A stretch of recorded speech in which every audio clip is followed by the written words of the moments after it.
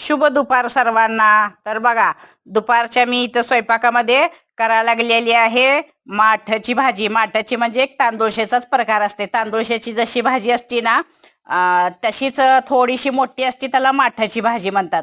आणि त्याच्यामध्ये पण थोडीशी असं मला राजगिऱ्याची भाजीचं एक असं थोडंसं मुळा असं एक असं पेंडकं मिळालं. दोन्ही मिळून छान चिरून असं पाण्यात ठेवली ताजी राहती म्हणून. लसूण आणि 2 हिरव्या मिरच्या अशा लाल झालेल्या त्यामध्ये कांडून असं कढईमध्ये फोडणी दिली आणि नंतर मग त्यामध्ये कांदा पण टाकला. कांदा पण त्या भाजीला टाकलं ना छान लागते चवीला भाजी अशी.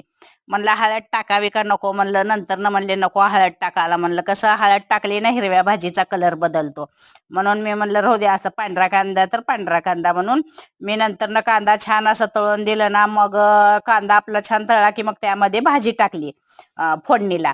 म्हणजे असं कांदा काय जास्त करपवण्याची गरज नाही. थोडंसंच कांदा आपला छान लसूण आणि ते परतून झाला की मग भाजी टाकून घ्यायची. भाजी पण छान अशी वर खाली करायची मिक्स करून घेतलं की थोडीशी एखादीच वाफ येते. त्या कसं हिरव्या भाज्या असं शिजायला जास्त वेळ लागत नाही ती. आणि उन्हाळ्याच्या अशाच भाज्या खायला छान लागतात. तर मेथी शेपू आणली तरी पण ती आता जरा निबर असल्यामुळे चवीला जरा वेगळी लागते. म्हणलं चला आता तांदूळसा, आंबाडी, चिगळ अशा भाज्या छान लागतात, जरा आंबटपणा असतो त्याच्यामुळं.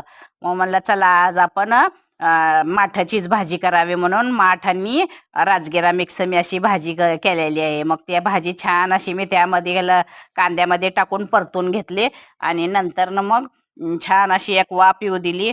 मग आपलं चवीनुसार मीठ टाकून घ्यायचं त्याच्यामध्ये. मीठ टाकून पण छान थोडीशी शिजू द्यायची. नंतर मग शिजल्यावर शेंगदाण्याचा कूट घालायचा.